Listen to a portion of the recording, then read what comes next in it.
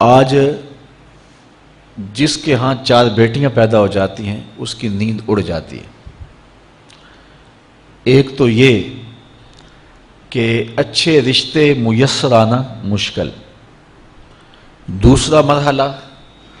بیٹوں کی طرف سے، بیٹے والوں کی طرف سے ایک لمبی فہرست ہوتی ہے کہ ہمیں یہ دیا جائے۔ بعض لوگ بولتے نہیں لیکن وہ کنائے میں، اشارے میں بتا دیتے ہیں، اور اگر ان کی ڈیمانڈ پوری نہ کی جائے یا ان کی جو توقعات ہیں ان کو نہ سمجھا جائے تو بیٹی سسرال میں جا کے سکھ کی زندگی نہیں گزار سکتی۔ اور معاشرے کا کتنا کمینہ شخص ہے وہ جو کسی کی بیٹی کو اس لیے تنگ کرتا ہے کہ وہ جہیز نہیں لے کے آئی، یا وہ اس کی خواہش کے مطابق، اس کی توقع کے مطابق جہیز نہیں لائی۔ شریعت اسلامیہ نے تو نکاح کو آسان قرار دیا، اور یہ جو ہم اتنی لمبی چوڑی باراتیں لے کر کے چلے جاتے ہیں بیٹی والوں کے گھر میں، تو اسلام میں تو اس کا ایسا کوئی تصور نہیں ہے۔ 500 600 لوگ بیٹی والوں کے ہاں چلے جاتے ہیں، اور جس طرح کسی محاذ پہ جا رہے ہیں۔ نکاح فی المساجد کا رواج اگر ڈالا جائے تو ہماری زندگیاں سوکھی ہو جاتی ہیں۔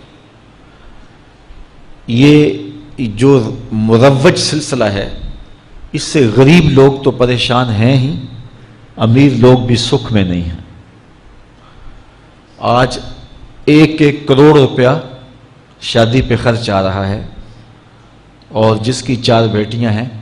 وہ ساری زندگی اسی کام میں ہی لگا رہتا ہے۔ اور غریبوں کی زندگی تو اجیرن ہے۔ غریب کی بیٹیاں سگڑ ہیں، سمجھدار ہیں، سنجیدہ و متین ہیں، پڑھی لکھی ہیں، خوبصورت ہیں، لیکن ان کے رشتے قبول اس لیے نہیں کیے جا رہے کہ ان کے پاس دینے کے لیے کچھ نہیں ہے۔ اور اب ایک سلسلہ چلا جہیز فنڈ کا اور اجتماعی شادیوں کا، تو شاید کسی کے لیے اس میں تسکین ہو، لیکن میں تو ایک مرتبہ ایسی تقریب میں گیا ہوں تو دکھی ہو کے آیا ہوں۔ ہر شخص کا اپنا مزاج ہوتا ہے، مختلف تنظیمات، مختلف لوگ غریب بچیوں کی اجتماعی شادیاں کر رہے ہیں، تو میں ایک تقریب میں مجھے کھینچ کے کچھ لوگ لے گئے۔ میں نے کہا مجھے تجربہ تو نہیں ہے، لیکن مجھے لگتا ہے کہ میرے لیے تکلیف کا سامان ہوگا، اور دوست جس مقصد کے لیے مجھے لے کے جا رہے ہیں تو ان کا مقصد بھی پورا نہیں ہوگا۔ ایسا ہی ہوا، ایک ہال میں 15 سے 20 بچیاں تھیں، اور دوسری جانب 15 سے 20 بچے تھے، اور ان کے مہمان، ان کا ہجوم تھا، اور اسٹیج کے اوپر جو کرسیاں لگی تھیں ان پر مخیر حضرات بیٹھے ہوئے تھے جنہوں نے سرمایہ لگایا اور جہیز فنڈ دیے، اور تنظیم کے لوگ آ کے اپنی کارکردگی بیان کر رہے تھے۔ تو آخر میں انہوں نے مجھے کہا کہ ہم آپ سے کچھ سننا چاہتے ہیں، تو میں نے بیٹھے بیٹھے کہا کہ میں دعا کر دیتا ہوں، لیکن ان کا اسرار بڑا۔ تو میں نے مائک پہ آ کے کہا کہ انسان کی زندگی میں 3 موقع ہوتے ہیں جس دن وہ مہمان خصوصی ہوتا ہے، اور سب لوگوں کی نظر اسی کے چہرے پہ ہوتی ہے۔ ایک جب وہ پیدا ہوتا ہے تو کالا کلوٹا بھی ہو تو ساری بستی اس کا منہ دیکھنے آتی ہے، اور اسے بہنیں چاند کہہ کے پکارتی ہیں، چاہے اس کا رنگ گہرا سیاہ کیوں نہ ہو۔ دوسرا موقع انسان پر اس وقت آتا ہے جب وہ دولہا بنتا ہے، تو سارے لوگ اسی کو دیکھتے ہیں، اور وہ نگاہوں کا مرکز ہوتا ہے، اور چیف گیسٹ وہی ہوتا ہے۔ اور تیسرا وقت اس کے اوپر تب آتا ہے جب وہ چٹا لٹھے کا لباس پہنتا ہے، تو سارا شہر اس کا منہ دیکھنے آتا ہے۔ تو میں نے کہا ان غریب لوگوں سے آج تم نے یہ حق بھی چھین لیا۔ آج مخیر حضرات کو اوپر بٹھایا اور ان کو نیچے بٹھایا ہوا ہے، اس لیے کہ یہ غریب ہیں اور کسی کے چہرے کے اوپر میں نے کہا خوشی کے آثار نہیں نظر آ رہے، اداسیاں ہیں، اور اتنے لوگوں کو ان کی غربت کا گواہ بنا رہے۔ ایک دم سکوت طاری ہو گیا حال پر، چونکہ مجھ سے وہ کچھ ایسی باتیں سننا چاہ رہے تھے جس سے ان کو داد ملتی۔ میں نے کہا تمہارے جذبے اپنی جگہ پہ، لیکن کاش کے رات کے اندھیرے میں ان بیٹیوں کے ماں باپ کو تم نے کچھ پیش کیا ہوتا اور یہ اپنے گھر سے رخصت ہوتی تو عرش والا رب بڑا راضی ہوتا۔ لیکن برا کرے نمائش کا کہ ہم نے ان بیٹیوں کا تماشا لگا دیا۔ میں ایک شہر میں گیا تو وہاں آج کل وہ پہلے تھا نا عمرے کے ٹکٹ محفل نعت میں، تو آہستہ آہستہ مجمع سمٹ گیا، تو اب ایک نیا سلسلہ شروع ہوا ہے کہ جہیز کی پرچیاں نکالی جائیں گی۔ تو اسی سال آپ کے قرب میں ایک جگہ 10 کے 15 جہیز فنڈ تھے، تو مجھے خطاب کرنے کے لیے انہوں نے کہا، تو بڑے شوق سے منتظم محفل نے بتایا کہ 15 بچیوں کا جہیز بھی نکالا جائے گا، اور اس پردے کے پیچھے ہزاروں بچیاں بیٹھی ہوئی ہیں۔ تو میں نے اپنی گفتگو میں کہا کہ یہ ظلم نہ کرو، یہ زیادتی نہ کرو، تمہارے پاس 100 لوگوں کا کھانا ہے تو 500 لوگوں کو نہ بلاؤ کہ تم قرعہ اندازی کر کے 100 آدمیوں کو کھانا دے دو اور 400 آدمیوں کو کہو کہ تمہارا نام نہیں نکلا۔ تمہارے پاس 100 کا کھانا ہے تو 100 کو ہی پردے سے بلاؤ اور ان کو کھانا کھلا دو۔ میں نے کہا 10,000 بیٹیاں اس پردے کے پیچھے بیٹھی ہیں آپ کے بقول، اور آپ ان میں سے چند کو قرعہ اندازی کے ذریعے جہیز فنڈ دے رہے ہیں۔ ہر پرچی پہ 10,000 بیٹی کا دل دھڑکے گا کہ شاید میرے مقدر جاگ پڑے اور غموں کی سیاہ رات ختم ہو گئی، لیکن جب آخری پرچی کے بعد اعلان کیا جائے گا کہ قرعہ اندازی مکمل ہو گئی، تو کتنی بیٹیاں گھروں میں جب واپس جا رہی ہوں گی تو تم نہیں جانتے ان کے قدم کتنے بوجھل ہوں گے، اور رسول اللہ کا میلاد ہو اور بیٹیاں آنسو بہاتی ہوئی جائیں۔ تو میں نے کہا تم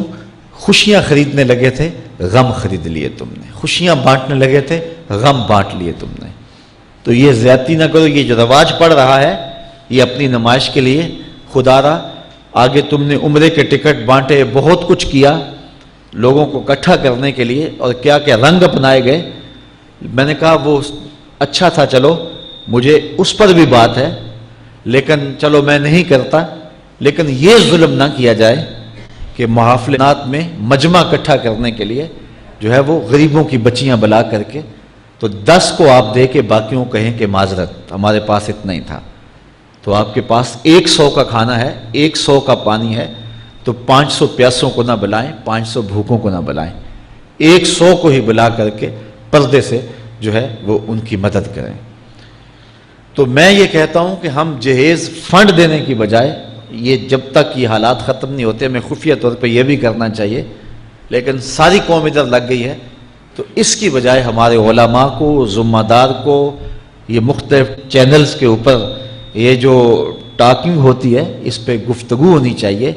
کہ اس رسم کو ختم کیا جائے اور معاشرے کی تربیت کی جائے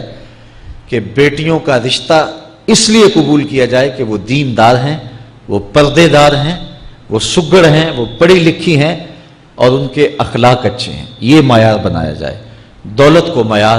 نہ بنایا جائے۔ اس طرح معاشرے پس جائیں گے اور معاشرے کے پلے کچھ بھی نہیں بچے گا۔ اور آج اندازہ نہیں ہے ہم کو کہ جس کی بیٹیاں گھر کی دہلیز پہ جوان ہے اس کی زندگی کتنی کٹھن گزر رہی ہے۔ کوٹھے تے چڑھ ویخ فریدا تے کر کر بلدی اگ، میں جاتا دل دکھی میرا پر دکھی سارا جگ۔ تو پورا معاشرہ اس وقت اس اذیت سے، اس کڑن سے گزر رہا ہے کہ بیٹیاں جوان ہیں اور رشتے نہیں مل رہے، اور پھر اگر رشتے مل رہے ہیں تو بیٹے والوں کے نخرے ہی بڑے عجیب ہیں، اور پھر جس طرح وہ بیٹیوں کو، غریبوں کی بیٹیوں کو لونڈیاں بنا کے اپنے گھروں میں رکھتے ہیں، تو یہ ایک الگ درد کی اور دکھ کی کہانی ہے۔ میرے پاس لوگ آتے ہیں، دعا کیجئے، کاروبار نہیں ہے، معاشی بحران ہے، مالی پریشانیاں ہیں، بچے کے امتحان سر پہ ہیں، بہت سارے مسائل لے کر لوگ آتے ہیں، لیکن کوئی نہیں، لوگ حوصلے سے مصائب کا مقابلہ کرتے ہیں، کاٹتے ہیں۔ لیکن کچھ لوگ آتے ہیں دعا کے لیے تو بات کرتے ہی آنکھیں چھلکنے لگتی ہیں اور میرا دل بھی قابو میں نہیں رہتا۔ لوگ کہتے ہیں کہ حضرت دعا کرو، بیٹی سسرال میں دکھی ہے، اللہ سکھ دے دے۔ تو میں دعا بھی کرتا ہوں، لیکن میں تنہائی میں جا کے روتا ہوں کہ اس درد کا مداوع کیا ہے، اس دکھ کا علاج کیا ہے، اور معاشرہ تیزی سے اس تکلیف کی طرف بڑھ رہا ہے، اور طلاق کی شرح بھی جو ہے وہ بڑھتی چلی جا رہی ہے۔ میرے پاس ایک دن ایک صاحب آئے، ساتھ ان کی بیوی تھی، اور میں نہیں جانتا ہوں،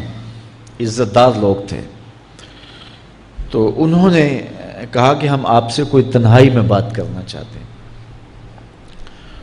تو ان کے اپنے عزیز تھے، بیٹیاں اس شخص کی زیادہ ہیں، اپنے عزیزوں میں شادی کر دی۔ تو اس وقت انہوں نے طے کر لیا کہ کوئی بات نہیں، ہم جہیز نہیں لیتے۔ لیکن وہ باپ بلک بلک کے مجھے کہہ رہا تھا کہ کتنے دنوں سے میری بیٹی گھر آ کے بیٹھی ہوئی ہے،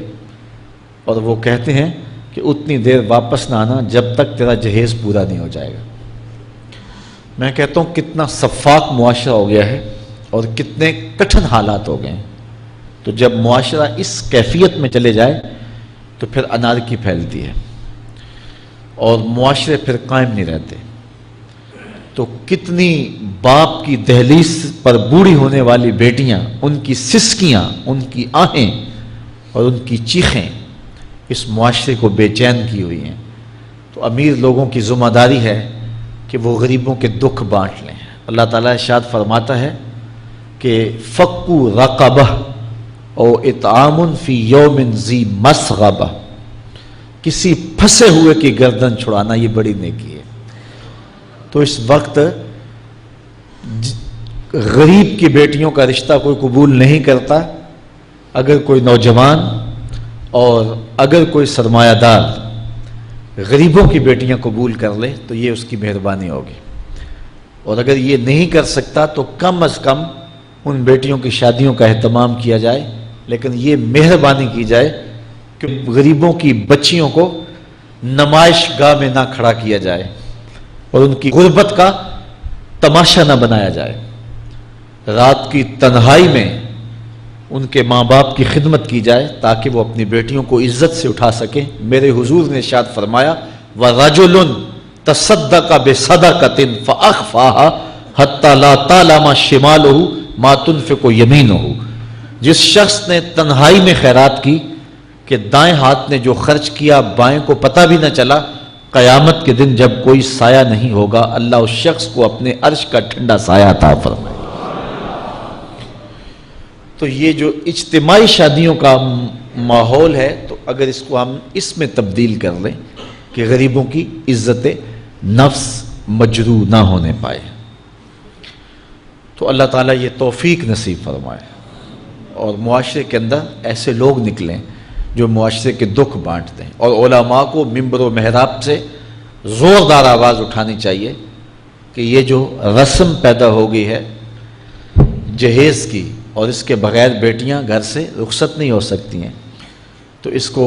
ختم کیا جائے اور اس کے خلاف عملی جہاد کیا جائے، اور اس کے لیے امیر لوگ نمونہ بنیں۔ غریب لوگ تو نمونہ بن نہیں سکتے، مشکل ہے ان کے لیے، لیکن امیر لوگ اگر نمونہ بنیں تو وہ بن سکتے ہیں، اور معاشرے کے اس ناسور کو ختم کیا جا سکتا ہے، اور غریبوں کی بیٹیاں عزت سے اپنے پیا گھر سدھار سکتی ہیں، اور ان کو جو ہے ان کے ماں باپ کو تسکین کی اور چین کی نیند آ سکتی ہے۔